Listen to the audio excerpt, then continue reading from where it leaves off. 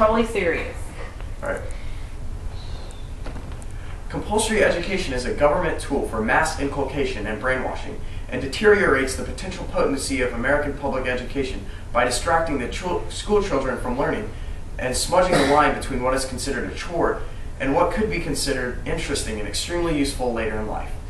How many times have you heard your kids or other kids say, "I don't want to go to school, we don't learn anything"?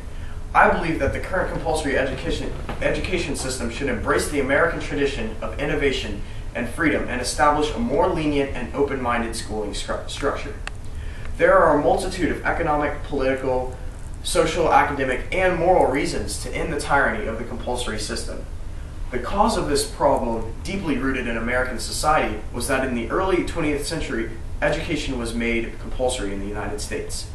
A recent study showed that 98% of students that were educated into high school, only 67% of those students will graduate. What goes wrong in the high school years?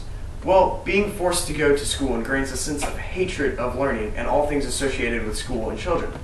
Most, if not all, parents can think of times they had to force their toddler to go into that ominous building of endless torture. This also sponsors a bad relationship between mothers and fathers and their children. A pure education system would completely separate force and ill will from education. These need not go hand in hand.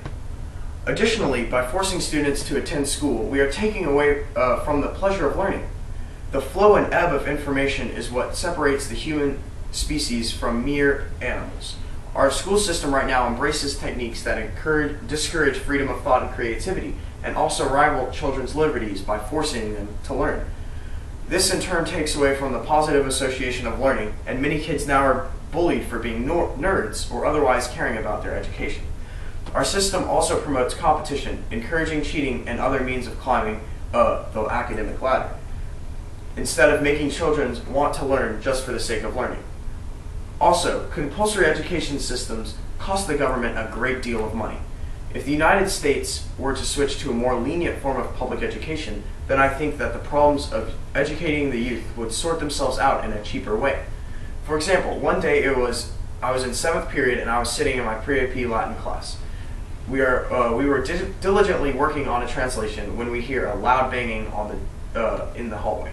My teacher dismisses it with a laugh, but when it doesn't stop, he has to walk out of the room and find 3 kids in the hallway wandering aimlessly. They were just skipping class, and all of your taxes are paying for those kids to diminish other students' learning experience. But these kids have to go to school. If they didn't, them or their parents would get into a lot of legal trouble. The current system endorses such kids, and I believe that less money would be wasted if we switched to a more lenient system. This would help the populace pay less money for taxes and help the government escape its debt. That way, only the kids who wanted to learn would show up, and they would have superb teachers and a smaller teacher-to-student ratio. Our schools wouldn't have so many empty-minded bodies clogging up the hallways and classrooms, so a new system would help alleviate the problems associated with overpopulation. This would in turn lead to less fights and therefore safer schools. I want to be sure to address that I am not at all saying free public education should be abolished, just that the compulsory part of it should. I am suggesting that a system where parents can decide whether their children needs to go to school, let the child work out their schooling schedule with their parents rather than with the stubborn education system. Also, high schoolers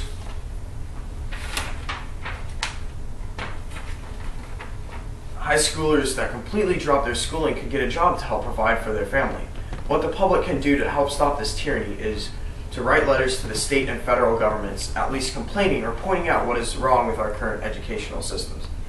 To recap, there are many ethical, economic, social, and academic reasons to desert the false panacea of compulsory education, all of which point out the major flaws in its foundation.